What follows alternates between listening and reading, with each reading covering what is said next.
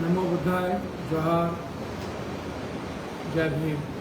अस्सलाम वालेकुम। लगातार एक तरफ बिहार रक्त रंजित रक्त चरित्र है, दूसरी तरफ बिहार के चारों तरफ मासूम बच्ची हवस के शिकार हो गई और इसी बीच कुर्बानी का त्योहार। गर्व होता है जब कोई भी कुर्बानी, कोई भी ऐसा विचार जो इंसानियत और मानवता के लिए समर्पित है,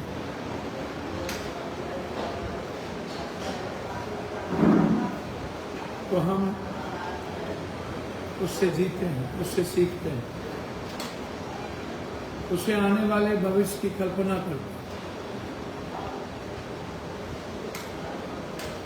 मुहर्रम का जो इतिहास है वह एक जुल्म, अत्याचार, आबताई, यजीद जैसी ताकतों के खिलाफ जो इंसानियत के दुश्मन हो गए, जो मानवता के दुश्मन हो गए,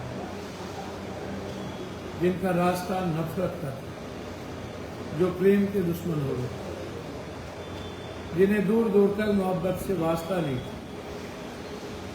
ऐसे वक्त हजरत हुसैन साहब ने उस वक्त कुर्बानी दी जब वो नमाज पढ़ गए।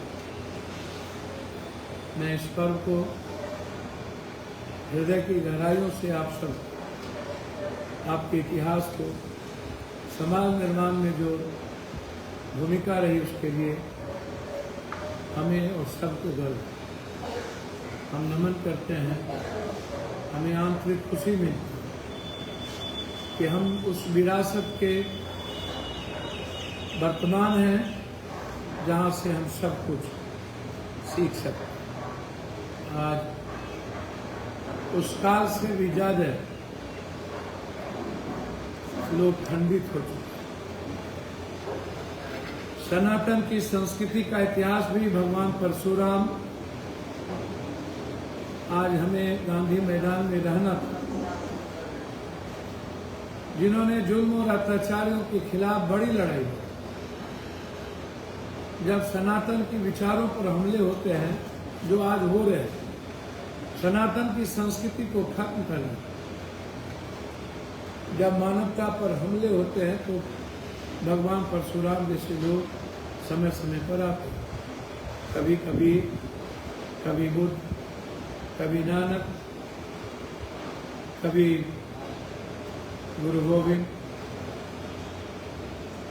कभी पेरियार, कभी महात्मा बाबा फुले, कभी सावित्रीबाई फुले, ऐसे कई विराट पुरुष हमारे जीवन में, चाहे लोरी, कभी सलेश, कभी बेंथा चमार, ना जाने कभी जुब्बा सनी, ऐसे लोग आते हैं और एक नए युग का इतिहास लिखकर चले गए।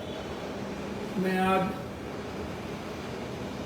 उस विरासत को भी मैं नमन करता हूँ, प्रणाम करता हूँ,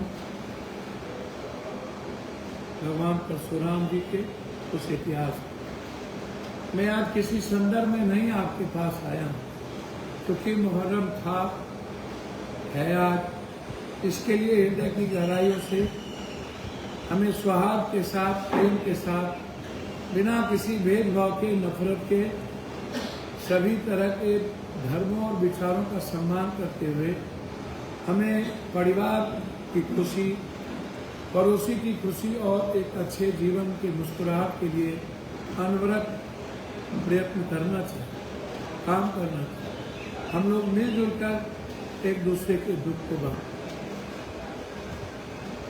यह देश एक ही परिवार, वसुधैव कुटुंबकम, शिव परिवार, सर्वधर्म संभव, सार्वभौमिकता, एकता का हमें यदि मानव जीवन में प्रेरित किया शिव ने, तो कर्म का आधार बनाया कृष्ण ने और विनम्रता का प्रतीक बनाया राम ने।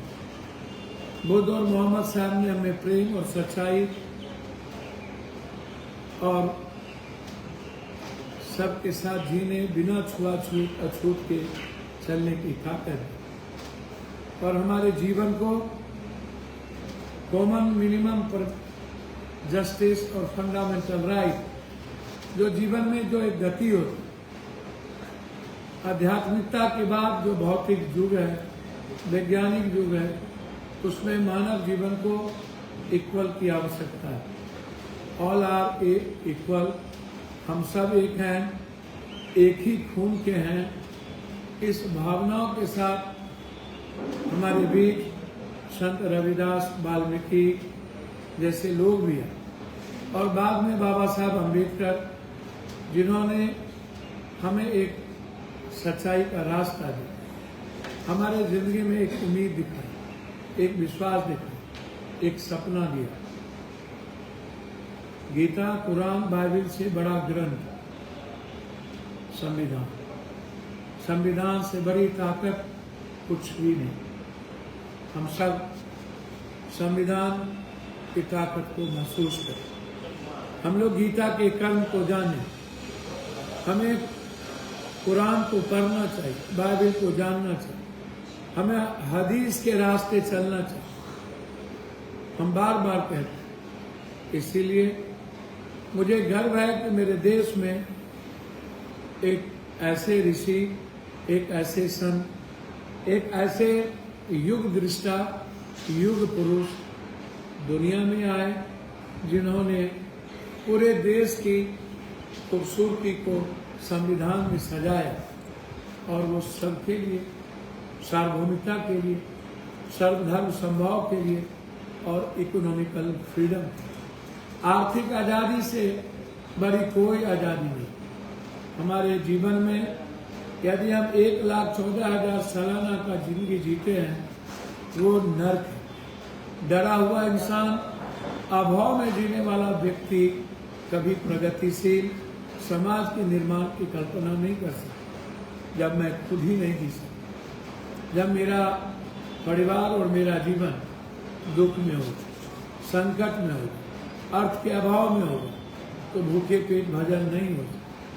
मैं बार बार कहता हूँ, इंसानियत और मानवता से बड़ा, सच्चाई से बड़ा कोई रास्ता नहीं, भगवान नहीं।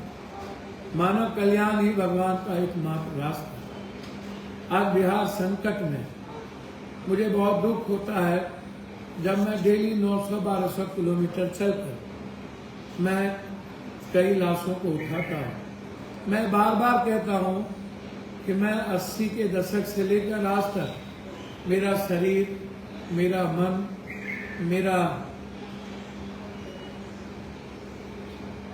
दिल रोम रोम हो चुका है जब मैं किसी के आंसू को, किसी इकलौते बेटे को खोते हुए देखता, किसी अपनों को दूर होते देखता हूँ। जब मैं देखता हूँ जब किसी बच्चे की उम्मीद, किसी माँ का विश्वास, किसी बेटी का सपना खत्म हो जाता। लगातार एक ही गांव में 4-4 नरसंहार, बस वर्चस्व की लड़ाई को लेकर, इस कोने से उस कोने। परसों में ढाका में था, जहाँ एक मासूम बच्ची सरिता शाह के साथ बलात्कार करके वहाँ के वर्तमान माननीय के रिश्तेदारों ने मार दिया। न्याय की कोई उम्मीद नहीं थी। 2 सप्ताह के अंदर 18 वहाँ हत्याएं की गई, किसी के हाथ काट दिए।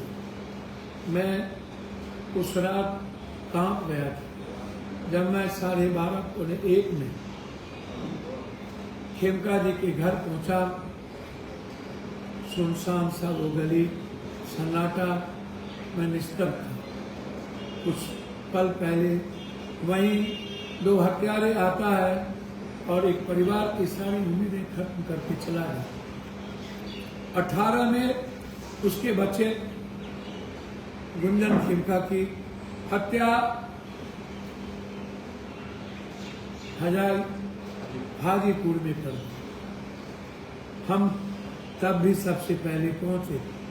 हमने कहा था कि इसके पीछे कारण क्या है, कौन है इसके पीछे। आप लोग मेरी बात को अनसुनी कर देते।